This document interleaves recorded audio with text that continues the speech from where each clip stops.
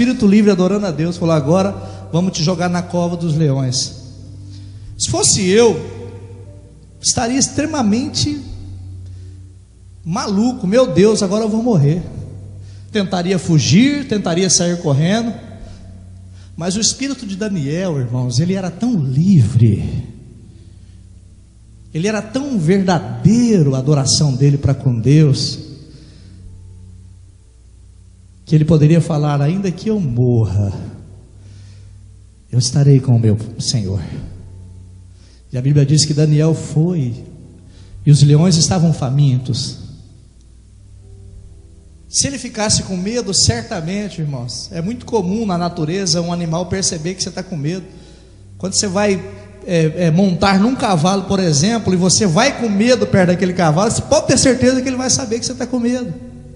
E se ele for meio velhaco, primeira hora que você colocar, sentar em cima da sela dele, já vai dar uma corcoviadinha. Se você não for muito firme, você vai cair. Imagine um leão, irmãos. E Daniel, ele é lançado na cova. As portas, as pedras são colocadas. E Daniel fica ali. A Bíblia fala que o anjo do Senhor, irmãos, veio fazer companhia para Daniel.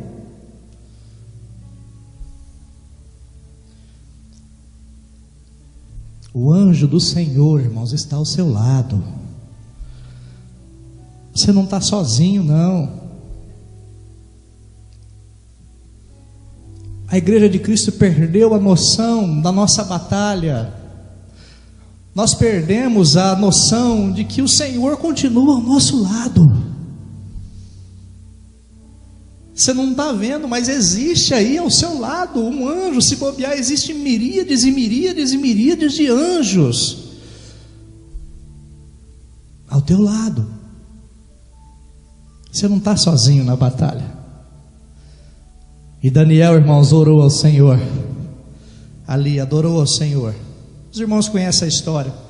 E uma coisa que é mais interessante, que as pessoas que estão ao nosso lado, ainda que não atinjam o nível que elas gostariam de atingir em Deus, elas reconhecem a pessoa que atingiu. Porque o rei, no dia seguinte, ele já chegou gritando: ó Daniel, porventura o seu Deus poderia ter te livrado da cova dos leões? O rei sabia que o Deus de Daniel era um Deus poderoso. Será que a tua mulher sabe que o teu Deus é poderoso? Será que os teus filhos sabem que o teu Deus é poderoso? Será que você entende que eu entendo que o meu Deus é poderoso? Ele é poderoso, Ele é maravilhoso, Ele é soberano, e Ele está ao nosso lado. O rei diz: porventura? E Daniel disse lá de dentro: ó rei, vives para sempre, o meu Deus me livrou da boca dos leões.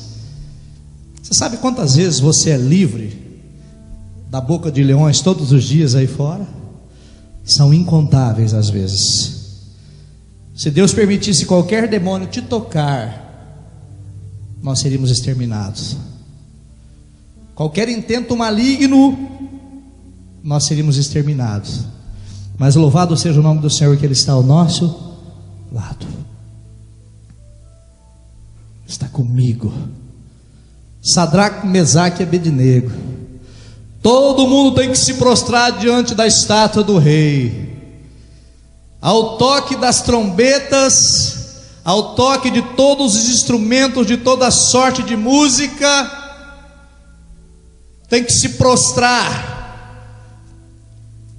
O que tem de gente hoje, irmãos, se prostrando a toque de músicas. A vida é isso: se tocar samba eu vou dançar samba, se tocar reggae eu vou tocar reggae, se tocar funk eu vou dançar funk. Eu não estou falando literalmente da música, mas o decurso, o caminho que a vida está nos levando. Tem gente que já não tem mais noção de pecado, não tem mais noção do que pode e do que não pode, do que agrada e do que não agrada mais a Deus. Não, isso aqui Deus é maravilhoso, Deus vai me perdoar, e tufe. Aí vai para o outro lado: não, eu vou para cá porque toda sorte de música está conduzindo muita gente para os lugares que as pessoas, sabe,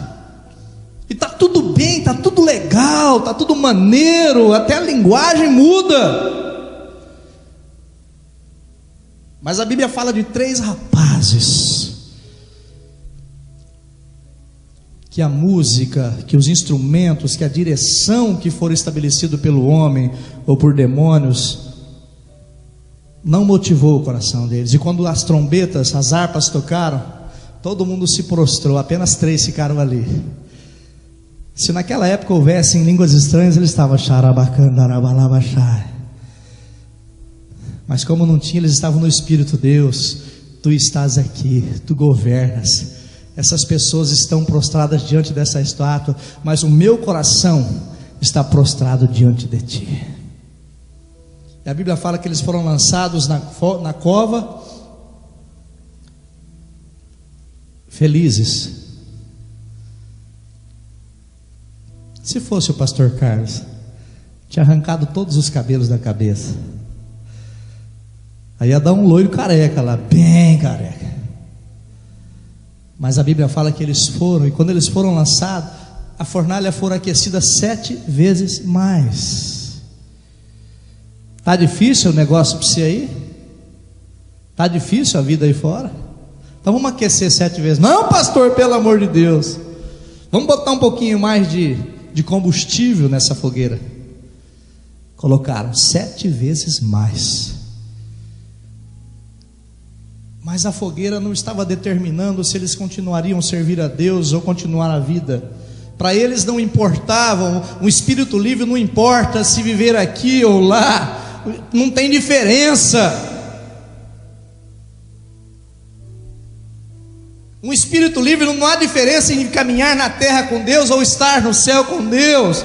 Ele sabe, ele tem convicção de que ele está aqui por passagem, e que a qualquer momento ele estará nos braços do Senhor, ou objetivamente com a volta de Jesus, ou subjetivamente numa morte por idade ou alguma outra coisa. Mas o que eu quero dizer, igreja, é que nós temos que estar dotados e clamar e buscar um espírito livre, para que a circunstância, para que as dores já não afetem mais e não nos parem mais. Quando eles foram lançados na fornalha, a língua de fogo acabou, consumiu as pessoas que estavam jogando eles. E a Bíblia diz que eles caíram na fornalha e começaram a correr em volta e dançar. Aleluia, aleluia, glória a Deus. E quando o rei olhou, falou: mas não foram 3 que nós lançamos lá? Sim, Senhor, mas eu estou vendo 4 lá dentro. Você pensa que você está sozinho no dia a dia? Você não consegue apalpar, mas sempre haverá um enviado de Deus para estar ao seu lado. Vou repetir: sempre haverá um enviado de Deus para estar ao seu lado. Seja em forma de espírito, seja em forma de anjo, ou seja em forma de homem ou de mulher, sempre haverá uma pessoa ao seu lado. Isso significa que você não é mais independente. Quem serve a Deus, pastor, eu sou independente. Então para com isso.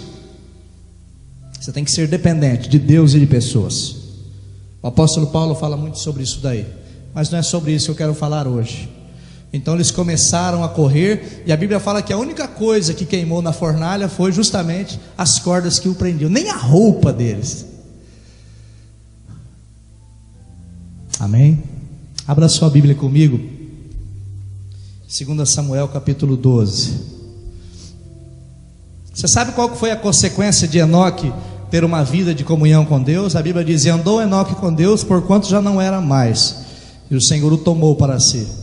A consequência de servir a Deus com o espírito livre, a semeadura, porque quando você serve a Deus com o espírito livre, existe uma consequência. Assim, para quem pratica pecado, tem a consequência daquilo. Pessoa roubou um carro, Deus perdoa, mas a consequência é pagar por aquilo, e assim sucessivamente. Mas o resultado de ter o espírito livre, de adorar a Deus de Enoque, quem sabe qual foi o fruto que Enoque deixou na terra? Pastor, a Bíblia fala tão pouco de Enoque. Fala mesmo. Mas Enoque andou com Deus, e o fruto de andar com Deus de Enoque